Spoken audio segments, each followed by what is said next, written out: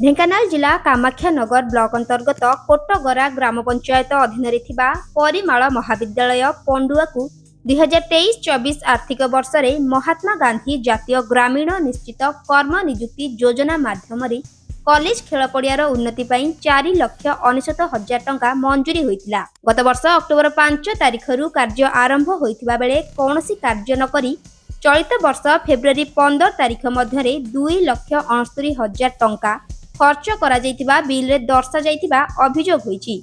तेबे एठी प्रश्न उठुछि कॉलेज रे पड़ियार कोनोसी कार्य न करी एवं कोनोसी अधिकारी जानि नथिबा बेले मास्टर रोल रे एभली 2,69,000 टंका किभली भाबरे बिल होइछि। आउ एही दुर्नीति पछरे केउ अधिकारी और ठिकादार शामिल अछंती ताहार एक विजिलेंस तदंत हेबा पई साधारण रे दाबी होइछि। पुरस्तम चौधरी घर कोटगरा तलगुड़ा साई जिला ढेंकानाल। आम तो आज्ञा आज सांगे छोट बड़ू एपर्यंत कॉलेज देखनु कि जानिनु कि तापर भी आम केबे काम करिवार नाही। असी आम ना रे काम करी आम ना जो दउसंती से काहे दउसंती आम एटा गोटे आईन आश्रय नबो।